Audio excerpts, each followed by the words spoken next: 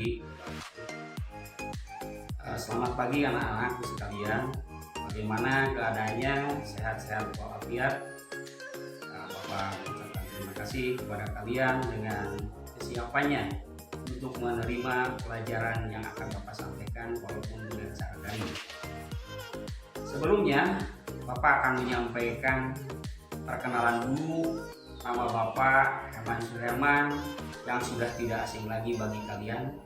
Untuk selanjutnya Bapak akan menyampaikan materi pelajaran IPS dengan cara daring, dengan pokok bahasan, letak dan luas benua Asia dan benua lainnya.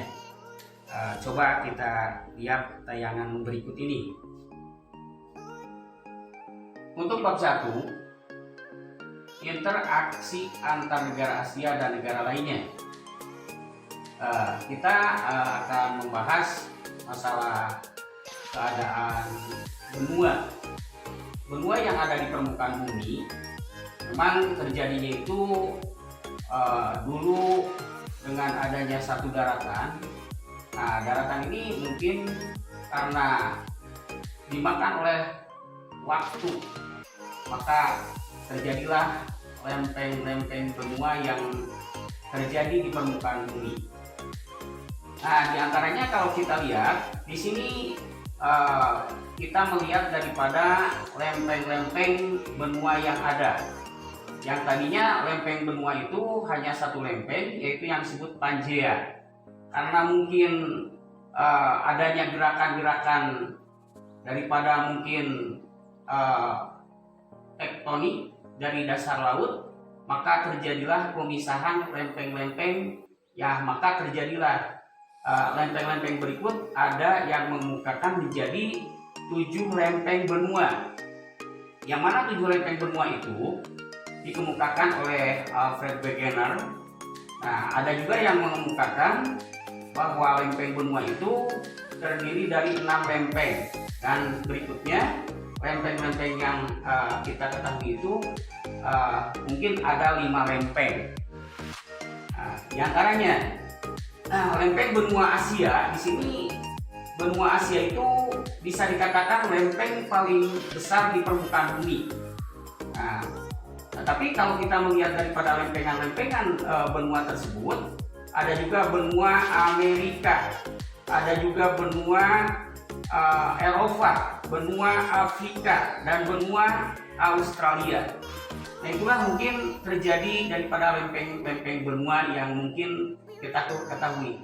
Nah, dari dulu kalau kita lihat daripada lempeng benua Asia itu tidak ada benua Asia, tapi yang ada hanya benua Eurasia, yaitu gabungan antara dua benua Asia dengan benua Eropa. Tapi kenyataannya sekarang mungkin jadi terpisah. Mungkin terpisahnya itu karena perbedaan etnik ataupun budaya, sehingga kita itu bisa membedakan antara satu benua dengan benua lainnya.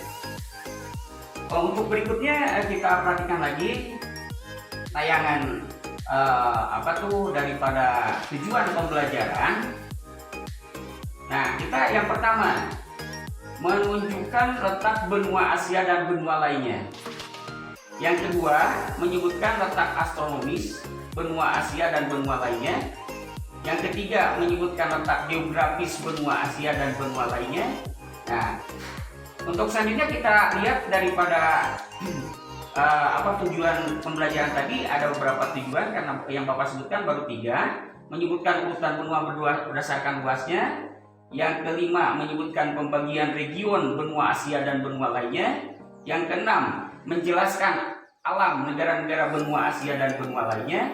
Yang ketujuh, menjelaskan dinamika penduduk Asia dan benua lainnya. Yang kedelapan, menjelaskan pengaruh perubahan ruang dan interaksi antar ruang terhadap keberlangsungan kehidupan ekonomi, sosial, budaya, politik, dan pendidikan di Asia dan benua lainnya. Yang selanjutnya kita lihat lagi tayangan prawacana yang kalian akan perhatikan. Nah, kalian mungkin sering mendengar istilah benua. Apa yang kalian pahami tentang benua? benua itu kalau kita perhatikan bisa dikatakan daratan yang luas yang terdapat di permukaan bumi. Itu yang disebut benua. Nah, sebab kalau kita lihat lagi ada mungkin daratan yang lebih sempit daripada benua. Contohnya pulau, gitu kan. Itu kalau kita melihat daripada perbedaan antara benua dan samudra. Benua dengan kepulauan. Nah, lalu yang selanjutnya, ada berapa benua yang ada di bumi? Tadi sudah disebutkan yang mungkin dihuni oleh penduduk. Nah, di antaranya itu hanya 5 benua. Apa sebabnya? Karena itu layak untuk dihuni oleh manusia. Di antaranya satu tadi sudah dikatakan, satu benua Asia, yang kedua benua Amerika, benua Eropa, benua Afrika, dan termasuk benua Australia. Nah, jadi benua itu merupakan massa daratan yang memiliki ciri atau karakteristik tertentu. Nah, ini bagi para ahli geografi, benua tidak hanya sekedar istilah fisik, tetapi juga menyangkut aspek budaya, ya. Maka karena itulah Asia dan Eropa dianggap sebagai 2 benua yang berbeda walaupun masih dalam satu massa daratan. Tapi ini sudah seolah-olah walaupun menyatu dalam satu buah daratan, ya dianggapnya itu mungkin antara benua Asia dengan benua Eropa itu tetap menjadi urutan benua. Ya, walaupun menyatu, tapi yang dimaksud dengan menyatu di sini mungkin satu kawasan, ya. Nah, sehingga pemisahannya itu adalah hanya budaya yang berbeda antara daratan Eropa dan Asia. Jadi walaupun tadi sudah dikatakan Eurasia, gitulah, ya, mungkin lebih jelas. Nah, itu yang disebut Eurasia, jadi Eropa dan Asia. Nah, untuk tayangan berikutnya kita perhatikan lagi. Di sini ada gambar, ya. Nah, beberapa jumlah benua yang ada di bumi, tapi sejumlah ahli geografi berbeda pendapat tentang hal itu. Sebagian ahli geografi menyebutkan ada 7 benua di dunia, tadi sudah disebutkan juga. Sedangkan sebagian lainnya menyatakan ada 6 dan ada 5 benua. Mereka yang menyebut 7 benua membaginya atas benua Asia, Eropa, Amerika Utara, Amerika Selatan, Afrika, Australia, dan Antartika. Mereka yang menyebut 6 benua membaginya atas benua Eurasia atau gabungan Eropa dengan Asia, Amerika Utara, Amerika Selatan, Afrika, Australia, dan Antartika. Itu yang 6. Dan yang selanjutnya, mereka yang menyebut 5 benua membaginya atas Eurasia gabungan Eropa dan Asia, Amerika, Afrika, Australia, dan Antartika. Ada pula yang membagi menjadi 5 benua, tapi tidak mengikut sertakan Antartika, sehingga benua di dunia terdiri Asia, Eropa, Amerika, Afrika, dan Australia. Benua Asia dan benua lainnya dalam tayangan.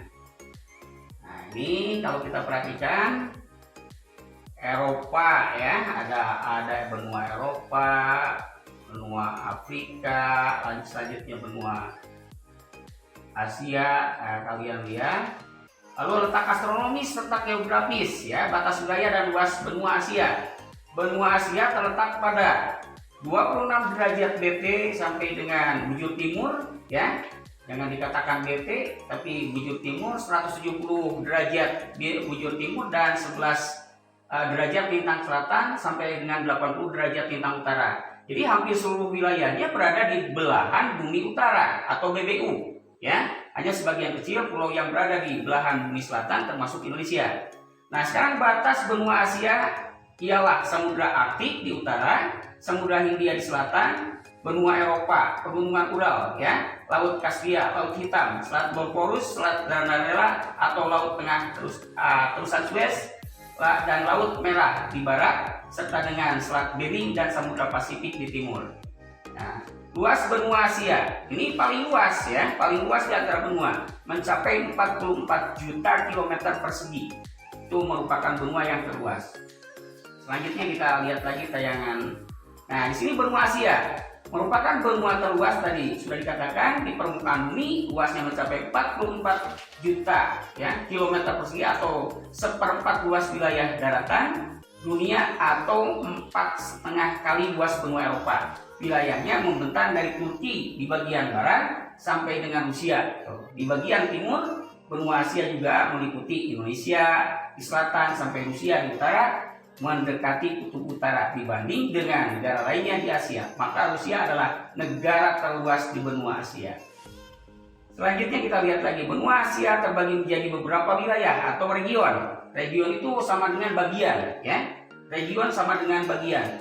Jadi ada Asia Barat atau Asia Barat Daya, Asia Timur Tengah, Asia Tengah, Asia Timur, Asia Selatan, Asia Tenggara, dan Rusia. Jadi masing-masing wilayah memiliki ciri atau karakteristik. Nah, untuk karakteristik perlu Bapak perjelas dulu. Di sini karakteristik sama dengan sifat yang membedakannya dengan wilayah lainnya. Pembagian tersebut lebih didasari oleh perbedaan budaya dibanding aspek fisik wilayah. Pembagian benua Asia menjadi sejumlah wilayah atau region yang dapat dilihat pada peta bagian berikut ini. Coba lihat, kalian perhatikan lagi. Pembagian wilayah benua Asia. Nah, ini kalian lihat. Nah, coba amati saja oleh kalian, ya. Nanti untuk lebih jelasnya mungkin ada di ini lagi, lihat saja. Nah, untuk kesimpulan dan pengembangan materi pembelajaran mungkin kita bisa untuk dijadikan tanya jawab antara kalian dengan Bapak kalau ada yang perlu dipertanyakan. Untuk pertemuan kali ini Bapak akhiri dulu sampai di sini. Bapak akhiri saja dengan Assalamualaikum warahmatullahi wabarakatuh.